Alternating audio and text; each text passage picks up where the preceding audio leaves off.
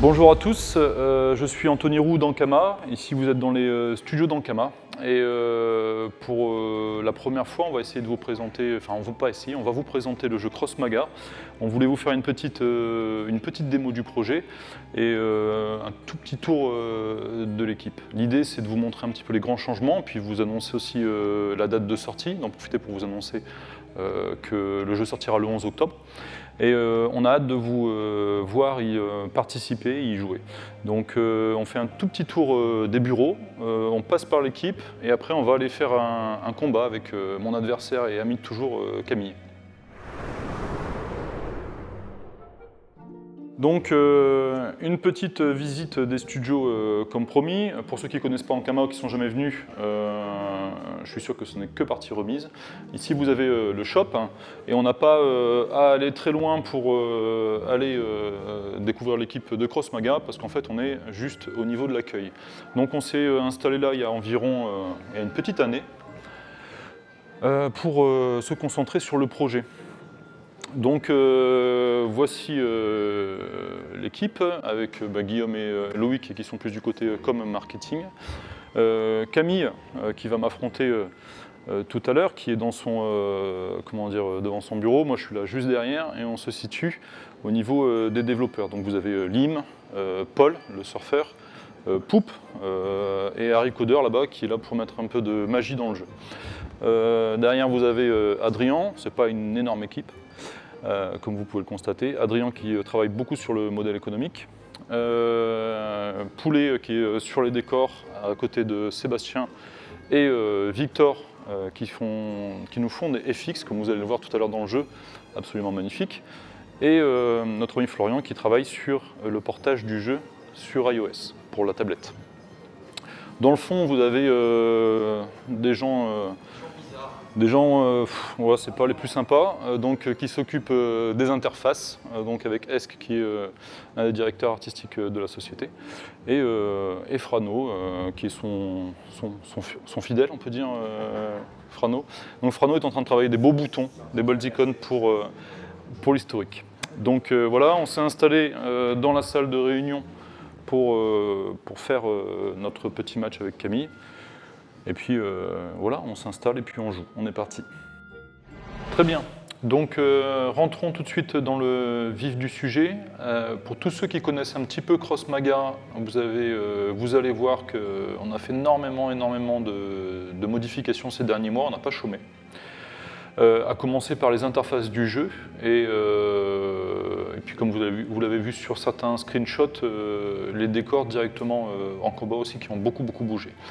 Donc je vais vous faire un petit tour des interfaces et puis on rentrera tout de suite dans le vif de la baston parce qu'en fait l'idée c'est surtout de vous présenter les mécaniques de gameplay du jeu. Donc la collection, on va aller tout de suite sur la collection puisque c'est l'un des endroits les plus importants. Vous avez en bas 3 boutons majeurs. Le bouton carte qui vous permet de consulter toutes vos cartes. Vous allez voir que j'en ai beaucoup, parce qu'en fait j'ai triché, j'ai tout débloqué. Donc c'est le privilège des gens qui travaillent sur le jeu. On peut avoir tout en exclusivité.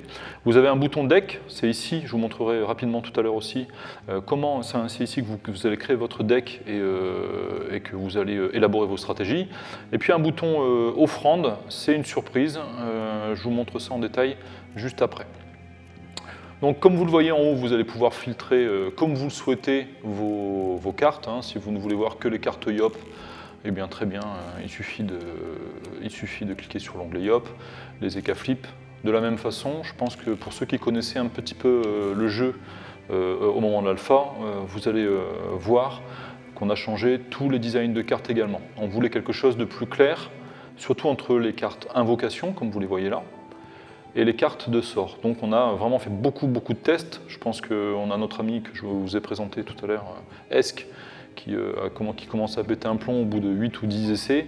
Mais là on a quelque chose qui nous convient. On est parti sur de l'arrondi pour les cartes sort et sur du carré comme ça, tout simple, pour les invocations. Vous avez en haut un système de rareté. Il y a 5 raretés dans le jeu.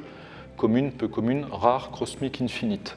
Pour vous résumer simplement, dans un deck, vous avez le droit à 45 cartes. Vous pouvez mettre à chaque fois, pour les communes, peu communes et rares, 3 exemplaires de chaque carte de cette rareté. Les Cosmiques sont limités à une carte, à un exemplaire par deck, et les Infinites également. Les Infinites ont une particularité supplémentaire, ce sont des cartes beaucoup plus puissantes, et en fait vous ne pouvez mettre que 5 Infinites dans votre deck. Là où vous pourriez composer un deck de Cosmiques si vous les avez toutes, les Infinites, c'est pas possible. Donc comme vous le voyez en haut, vous avez des onglets pour la recherche, pour les jeux, et vous avez même, voilà, vous pouvez masquer les cartes non possédées ou pas. Vous avez un bouton recyclage, vous le découvrirez, c'est classique, ça vous permettra de récupérer des cartes que vous n'avez pas dans votre collection en les craftant. Le deck maintenant, moi je vais utiliser un deck Yop. L'idée c'est de vous montrer une partie qui se joue assez rapidement. Historiquement, que ce soit sur les mémos qu'on a travaillé et même finalement sur Crossmaga ou à l'époque sur Crossmaster, on commence toujours par travailler les jeux, les classes de personnages. On commence toujours par le Yop et le Kra, qui sont deux jeux emblématiques et qui sont en général assez simples à jouer. Donc sur Crossmaga, ça ne fait pas exception à la règle. Je vais jouer le Yop, Camille jouera la Kra, la déesse Kra, et en fait vous serez dans une partie qui est assez simple. Comme son nom l'indique, mon deck sera un deck charge, parce qu'en fait on a envie que ça aille vite, et puis je vais vous montrer un petit peu ce que c'est qu'un deck un peu speed. Il suffit que je le dise pour piocher que des tons au moment du mulligan, on verra bien. Quand vous voulez modifier votre deck, il suffit de le sectionner, vous faites modifier, et puis en fait vous avez votre deck là sur le côté. Vous voulez changer une carte, vous cliquez dessus, vous la retirez, vous en rajoutez, et puis vous rajoutez celle que vous voulez à n'importe quel moment. Une fois que vous avez terminé, vous enregistrez, vous êtes sur enregistrer, oui, et puis on est parti. Donc ça vous donne une vision, hein, ça pour le coup, même si les interfaces ont beaucoup changé, l'ergonomie n'a pas bougé. Et puis là, le dernier gros bouton, c'est le bouton offrande dont je vous parlais tout à l'heure, qui est un bouton, c'est le bouton surprise. Moi j'appelle cette partie la partie album Panini. C'est très lié, c'est même quasiment, à part l'onglet quête en haut, exclusivement lié aux cartes infinites. Dans le jeu, il y a 30 cartes infinites. Elles gagnent des niveaux, et à chaque niveau, chaque carte va vous offrir soit des vidéos, donc là vous pouvez voir que j'ai débloqué Baccarat et Lou. Ça vous donne des petits textes de background, d'histoire sur chaque personnage. Vous pouvez faire des puzzles aussi, c'est-à-dire que quand vous allez passer certains niveaux, vous allez avoir des pièces de puzzle. Une fois que vous avez toute l'illus du puzzle au complet, vous avez des bonus, des cartes qui vous seront offertes. Et puis, vous avez des trésors, il y a un onglet spécial Eliacube que je vous laisserai découvrir, sinon il n'y a plus de surprise, c'est pas drôle. Et puis derrière, toutes les quêtes, tous les défis qui sont liés aux Infinites. On a fait un petit tour de l'interface, on pourrait en parler pendant des heures. L'idée, c'est aussi que vous puissiez y jeter un œil vous-même. Donc maintenant, je vous propose qu'on lance un combat Yop contre Kra. Rentrons donc dans le vif du sujet et puis dirigeons-nous vers le bouton jouer. Comme vous pouvez le découvrir, on a travaillé 8 jeux pour la sortie du jeu. On aurait aimé en faire plus, mais c'était plus une question de temps et puis d'énergie, parce que ça prend, puis d'équilibrage aussi, ça prend énormément de temps de travailler un jeu. Chaque jeu dispose d'une quinzaine de cartes exclusives, d'un gameplay particulier. Vous avez le jeu Yop, donc on est vraiment dans la charge, dans la frappe, dans le speed. Jeu et flip, pour ceux qui connaissent forcément des jeux liés à la chance. Kra, c'est la déesse que va jouer Camille, qui joue avec des invocations à longue portée, très efficaces, un peu flippantes, je vous avoue, je ne suis pas très rassuré. Donc en bas, vous avez autour du bouton jouer, la partie, vous avez un petit onglet entraînement. Ça, vous pourrez l'utiliser pour jouer contre l'intelligence artificielle. Vous avez un bouton, un onglet non classé, qui vous permettra de vous entraîner avec votre deck contre d'autres joueurs sans subir des chutes dans le leader. Et puis en fait, le bouton classé, c'est quand vous voudrez jouer plus sérieusement et monter dans le classement. Donc là, je vais lancer une partie non classée parce que ça compte pas. Hein. C'est une partie qui comptera pas forcément parce que je suis pas. Ça va être compliqué de discuter et de jouer en même temps. Et puis je lance jouer. Et je pense que Camille est en train de m'attendre dans le Crossmose avec Sacra.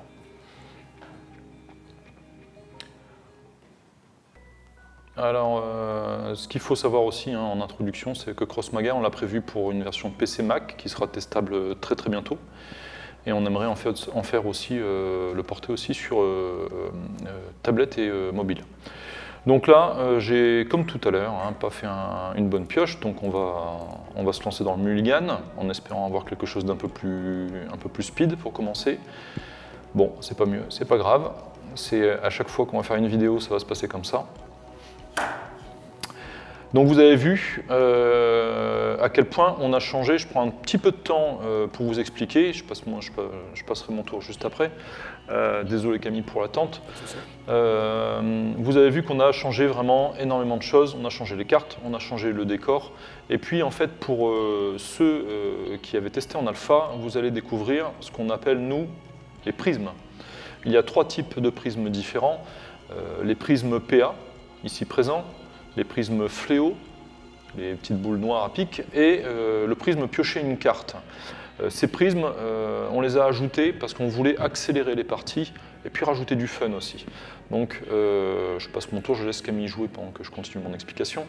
Le prisme PA, c'est très simple. Quand vous allez poser une invocation sur le prisme PA, vous allez récupérer un point d'action supplémentaire dans votre réserve de PA. Ça, c'est vraiment une mécanique propre à Crossmaga, et c'est le dieu Xelor qui a beaucoup d'interactions avec cette mécanique de gameplay. La réserve PA, c'est très simple, à un moment vous l'avez, vous avez 4 ou 5 PA dedans, vous glissez la réserve de PA, qui est une carte, sur votre dieu, et ça va vous donner un bonus équivalent au PA que vous avez dans votre réserve. Vous allez pouvoir jouer des tours plus longs et faire plus d'actions. Le fléau, c'est pareil, c'est un prisme qu'on a rajouté. Quand vous posez une invocation, je vais vous le montrer juste après dessus, ça vous offre une carte fléau qui vient se glisser dans votre main. La carte fléau coûte 3 points d'action. Et en fait, je vous montrerai, c'est un effet assez dévastateur parce que quand vous la jouez, elle inflige 1 point de dégâts à un Dofus. Vas-y, je te laisse jouer. Et la carte pioche, qui vous permet simplement de poser une pioche.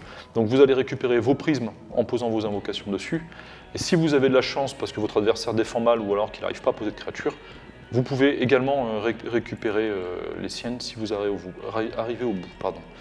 Donc je vais jouer une glée, c'est dommage parce que la glée a un effet d'apparition où elle donne un point de mouvement à une invocation quand elle arrive. J'ai pas d'invocation, donc je vais jouer la glée. Et puis je vais jouer tout de suite le prisme pioche de cartes pour espérer choper une carte plus sympa, ce qui est le cas. Puisque comme je vous l'avais dit, c'est ma carte préférée, la petite loup.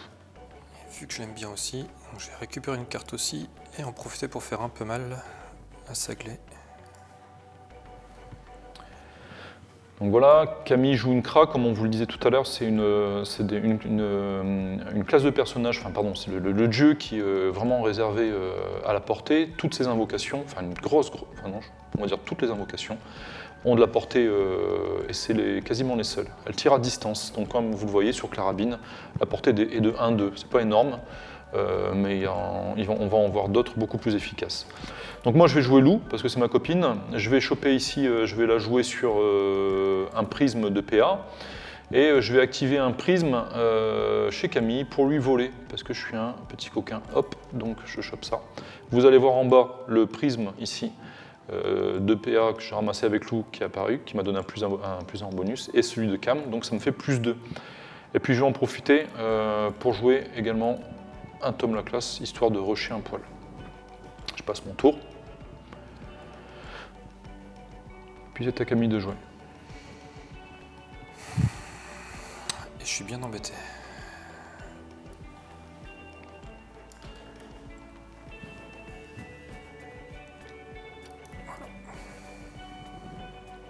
Donc Camille, avec ses 2 de portée et sa carabine, il vient de me tuer ma glée. C'est mon tour. Je vais me venger. Donc un des rares blasts du Yop, c'est l'Upercute. Donc je vais aller lui blaster son vilain de l'Ebolas qui shoot à 3 de portée et qui fait 3 de dégâts. Donc je ne vais pas le laisser vivre celui-là. Surtout qu'il va me one-shotter ma petite loup que j'aime tant.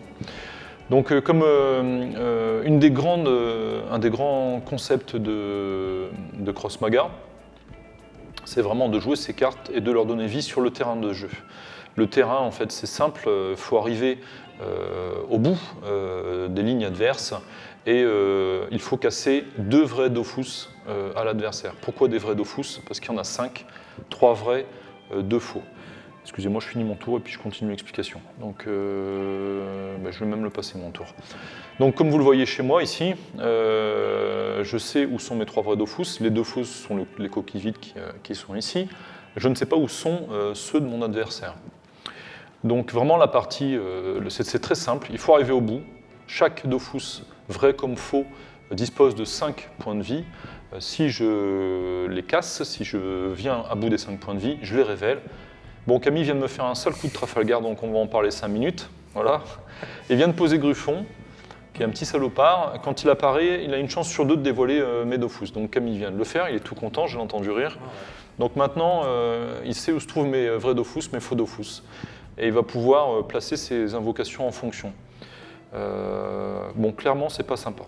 Donc c'est pas grave, hein, il profite un petit peu que je sois en mode discussion pour me faire des sales coups, mais ça va pas m'empêcher de réagir un petit peu quand même.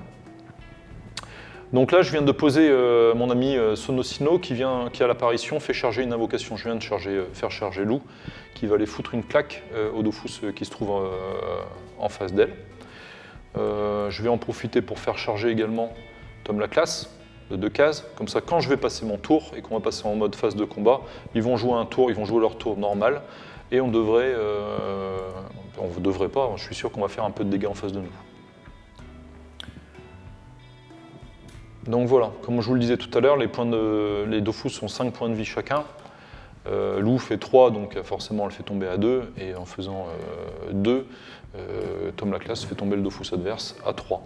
Je vous ai parlé également de la carte Fléau, donc quand j'ai posé Sonosino, oh le salaud, il va m'enchaîner tout ce qu'il y a de pire. Donc Cam vient de me faire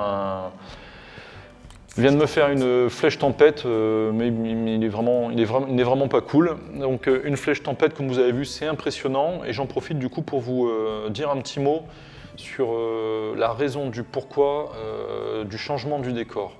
Donc comme vous l'avez vu lors de la flèche tempête, toutes les cases ont bougé, on a eu un effet sympa, et en fait en tout cas voilà, le décor a eu une vraie interaction avec les FX. Le but du changement de décor, puisque beaucoup d'entre vous semblaient déçus sur internet qu'on change les décors, les anciens décors, le but c'était de faire des décors un vrai personnage. Donc c'était ça, notre objectif c'était ça. Comme vous l'avez vu, voilà, maintenant il y a des grosses interactions sur chaque case. Quand je lance un blast, je le fais, ça ne m'arrange pas de le faire, mais je le fais pour vous montrer. Je lance un blast sur Gruffon, vous avez vu un petit impact sur le décor. Quand il meurt, il disparaît, la case vient l'emporte dans les limbes. Et en fait, ça nous emmène vraiment sur des jolis mouvements et des jolies interactions. Ça, c'était la première raison. La deuxième raison, c'est qu'on veut porter le jeu sur, comme je vous le disais aussi tout à l'heure, sur tablette et mobile. Et on a cherché à faire quelque chose de beaucoup plus lisible que ce qu'on avait avant. Donc voilà pour l'explication des décors. Je n'avais pas fini l'explication sur le fléau, puisque Camille m'a fait un coup de Trafalgar à ce moment-là. Les fléaux, je les ai ramassés, j'en avais 2, on en a 2 de chaque côté, hein. De toute façon on a les mêmes prismes de part et d'autre. Le fléau, quand je l'ai ramassé, il m'a offert cette carte, c'est donc la carte fléau, qui, une fois lancée, donc pour 3 PA, inflige un point de dégâts à un Dofus adverse. Donc on se concentre un petit peu sur le jeu. Camille m'a posé Robin des Landes, en espérant qu'il puisse arrêter du coup mon petit Sonosino, qui a pris sa race, mais qui est encore un peu vaillant. Par contre, le prochain affrontement, ça risque de mal se terminer. Et puis on a le Phantom Kra qui casse bien les pieds parce que lui, il est inciblable. Donc ça veut dire que je peux rien lui mettre sur la tête. Casse l'Unchain, je balance mon 3e uppercut sur Robin des Landes, qui meurt. Et puis en fait, pour être sûr que mon ami Sonosino arrive, parce qu'il n'a que 3 points de mouvement, et vous voyez qu'il m'en faut 4 pour arriver au bout de la ligne, je vais jouer JC Aware pour faire charger toutes mes invocations d'une case. Donc mon foreur et mon Sonosino avance d'une case, je passe le tour. Ils avancent des 3 PM de leur carte. Le fourreur, c'est que 2 PM, donc il avance que de 2. Et puis on continue sur la lancée. Donc là, Camille, il avait pris l'avantage en dévoilant mes Dofus, comme ça il sait un peu où ça se trouve. Par contre, j'ai pris l'ascendant dans le sens où j'ai un petit peu plus entamé les siens. Je l'entends respirer très fort là-bas dans le fond, c'est qu'il ne doit pas être très à l'aise.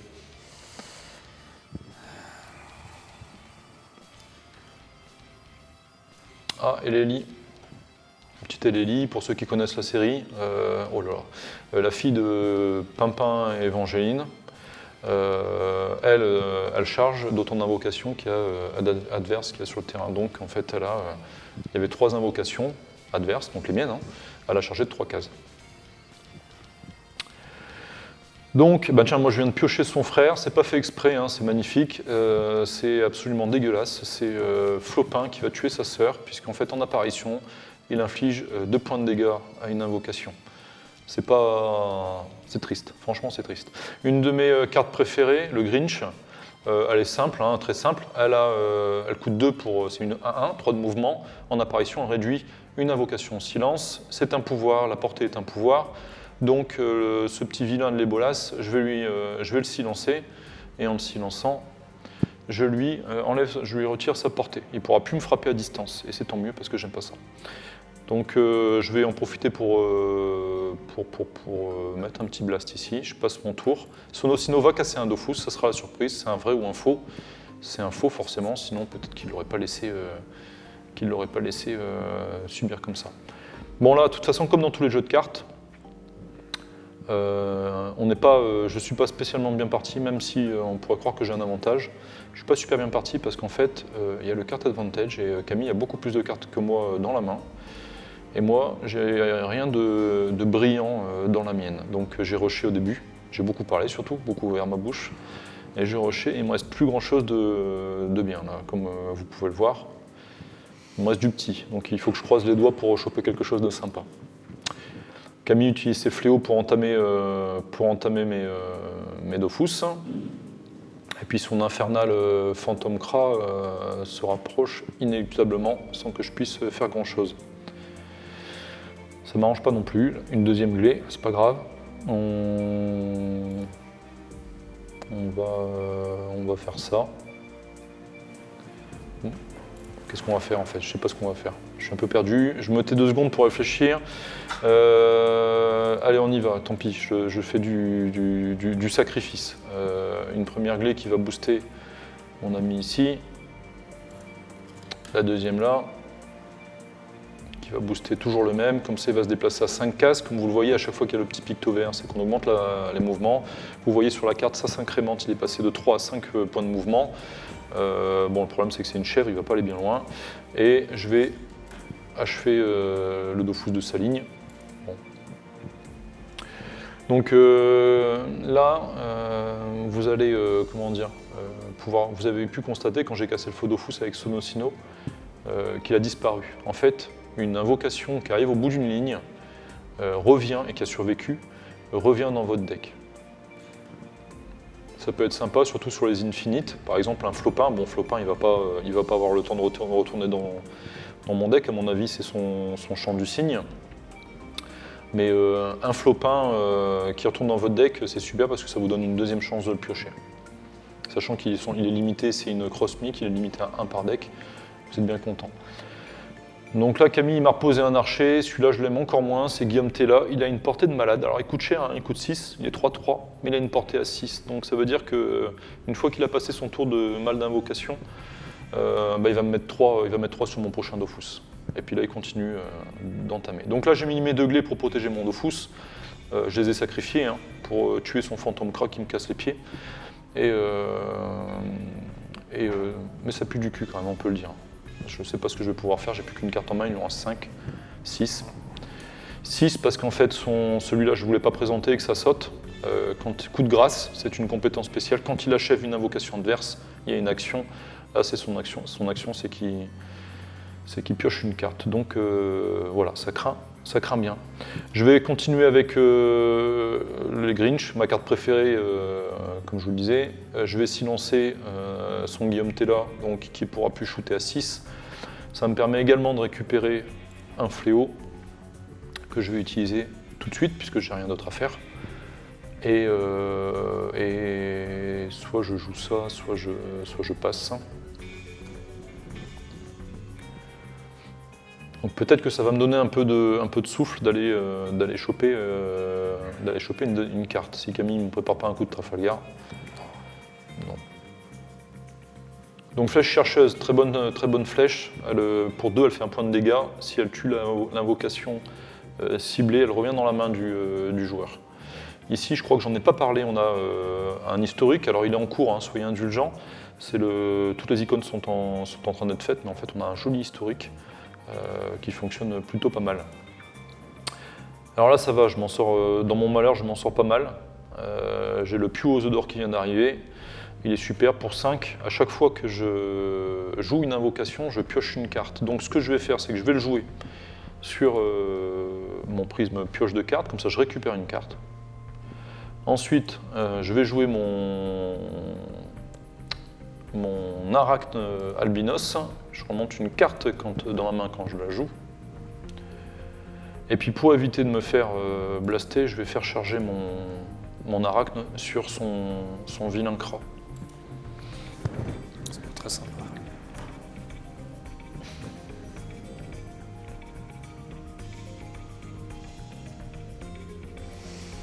Ah oui, alors j'en ai pas parlé, je crois, je sais plus, mais dans le doute, on y retourne.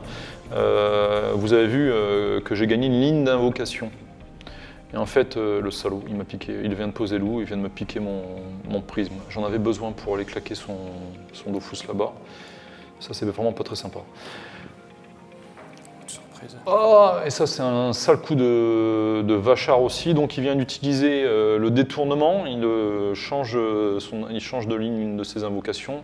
C'est ce qu'il vient de faire sur Exasot. Et donc, Exasot, à la fin de son tour, va venir me mettre 3 à mon Dofus Ivoire. Et vu que c'est un vrai Dofus, Camille va prendre un avantage. Enfin, va pas prendre un avantage, il remonte la pente. Donc, j'ai toujours pas fini l'explication. Je crois que je vais jamais y arriver sur cette partie-là. On a quand on casse un faux Dofus, il y a quand même un avantage. Ce n'est pas qu'un problème. On gagne une ligne pour invoquer. Donc là, par exemple, comme vous voyez, je peux invoquer une ligne plus loin parce que j'ai cassé un faux Dofus de Camille. Et donc je vais plutôt éviter, je vais me concentrer, je vais éviter de faire des conneries. Je vais poser mon Pew aux œufs d'or ici, et je vais enchaîner en fait avec un Glili avec charge, en sachant très bien qu'il a une flèche chercheuse et qu'elle va faire son office à son tour, mais c'est surtout pour piocher une nouvelle carte, dont je suis plutôt satisfait. J'en parle pas parce que Camille entend tout ce que je dis, donc je vais lui faire la surprise quand même. Donc comme on l'avait prévu, hein, la flèche chercheuse sur le Glili, elle va encore revenir dans sa main, puisqu'en fait il l'achève.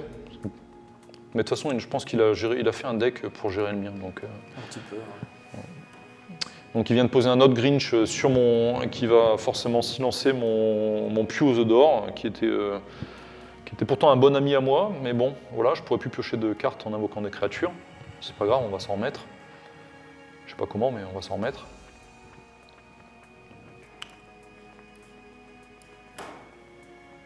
Et puis le petit Joris qui va venir nous casser les pieds aussi, celui-là. Il est vraiment pas très sympa. Donc là, je suis un peu dans la mouise. Heureusement que j'ai le Protoflex. Alors le Protoflex, c'est une carte super bourrine que j'adore. Bon, tout le monde me dit qu'il faut la nerfer. Moi, je suis pas d'accord parce que je pense que peut-être elle peut me faire gagner cette partie. Donc, je vais la jouer. Le Protoflex, il avance à 6 cases, hein, comme vous pouvez le voir. Il fait 3 dégâts, il a 4 points de vie et il charge comme un malade. Donc, je vais aller sur son Dofus libre là. Même si j'aurais pu tenter d'aller péter Joris et le Dofus derrière, je vais plutôt tenter le Protoflex. Je vais jouer un Mougron qui va me faire piocher une carte supplémentaire. Et puis qui va me débarrasser de loup avec un peu de chance. Mais non, suis-je bête puisqu'il a la flèche chercheuse dans la main et qui va aussi m'achever mon Mougron. Donc voilà, s'il n'est pas capable de me péter le protoflex, potentiellement je dois pouvoir terminer au tour d'après. À moins qu'il me réserve une surprise des enfers. Camille, as-tu une surprise des enfers? Oui et non. Ah, si c'est oui et non, c'est plutôt oui que non. Oui, mais non. Alors moi, pour déstresser, je vais vous parler, là, il y a un chat, évidemment, en bas à gauche, on n'en a pas beaucoup parlé. Il y a un bouton option pour abandonner. Camille, si tu le sens pas, tu peux abandonner. Qu'est-ce qu'on a encore? Ah oui, on n'a pas parlé du deck. Ici, vous avez le deck et la défausse. Alors c'est assez pratique, qui se trouve juste en face de votre jeu. C'est assez pratique parce que quand vous passez en rollover dessus, c'est potentiellement terminé pour Camille. Si je chope une créature, c'est sûr que c'est terminé pour lui. Donc ce qui est pratique avec le deck et la défausse, j'ai pas chopé une créature, mais j'ai chopé un truc bien quand même. Donc oui, comme je vous disais, pardon, excusez-moi, je suis un peu dans la partie là. Le deck, vous voyez tout de suite le nombre de cartes que vous avez dans le deck. Pareil pour la défausse. On a le dieu SRAM qui joue énormément avec la défausse et qui a une mécanique qui est basée dessus. Donc je vais le Rognoseroke. Ça me permettra de me venger de sa flèche tempête de tout à l'heure. Ça inflige 2 points de dégâts et ça repousse les invocations adverses d'une case. Donc bim, regardez, appréciez le décor en mouvement. Ah, ça n'a pas trop bougé en fait, juste l'impact. Et le carnage que ça fait dans les troupes adverses. Camille est en train de pleurer, vous ne le voyez pas mais il est en train de pleurer. Je vais lui mettre un blast sur celui-là au cas où. Et le protoflex qui casse le faux Dofus, j'ai vraiment pas de chance. Donc les 2 faux Dofus sont cassés. Bon, c'est les boules quand même, j'aurais pu avoir un petit peu de chance. Donc comme je vous disais, je viens de regagner une ligne d'invocation, donc c'est ma ligne max, puisqu'il n'y a que 2 faux Dofus, je peux avoir que 2 lignes bonus. Et puis maintenant, je croise les doigts pour choper... Purée. Bon. Je croise les doigts pour choper une invocation pour ramasser le dernier fléau qui me reste. Comme je vous l'ai expliqué au début, tout ce qui est prisme, le but c'est d'accélérer le jeu.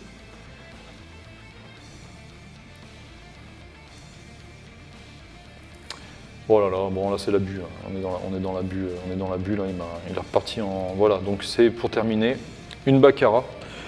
Je suis très content d'avoir chopé une belle carte infinite comme ça pour la fin.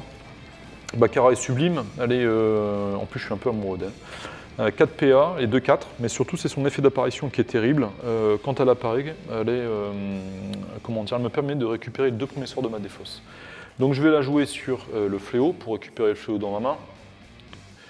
Elle va me permettre de récupérer les 2 premiers sorts de ma défausse. Je suis très content, j'ai récupéré, juste pour le fun, je vais rebalancer un Rognoseroke. Je vais vider ma réserve de PA pour récupérer cette PA. Et je vais balancer le fléau sur le dernier point du Dofus de Cam. Alors pour sa défense, il avait gagné la partie précédente, on a été obligé de la refaire. Finalement, c'est celle-là qui restera dans les annales, je suis très content. Donc c'est le 2e Dofus remporté, c'est la victoire. Et dernière surprise, quand vous avez terminé, vous avez en fait les cartes infinites qui vous disent qu'elles ont gagné comme points d'XP. Donc vous voyez, bon moi j'ai triché, je les ai montées toutes au niveau max. Vous gagnez des points d'XP pendant la partie sur vos cartes infinites en les invoquant, lorsqu'elles elles tuent des invocations adverses et au moment où elles tuent un Dofus adverse. Donc voilà pour cette partie de Cross Maga, Kra contre Yop. J'espère que ça a été clair, que c'était pas trop speed et que ça vous a plu. On vous donne rendez-vous bientôt pour vous mettre des raclés en ligne. À bientôt. Donc voilà, j'espère que cette première vidéo vous a plu. On aimerait beaucoup en faire d'autres, donc si ça vous plaît, on en fera d'autres, en se basant sur les autres jeux. Et puis surtout, comme je vous le disais pendant le match, on a vraiment hâte de lancer la bêta, de pouvoir jouer contre vous, parce que là on tourne un petit peu en boucle entre nous, et puis de vous mettre des raclés sur le jeu. Donc merci à tous d'avoir regardé la vidéo, et puis à bientôt.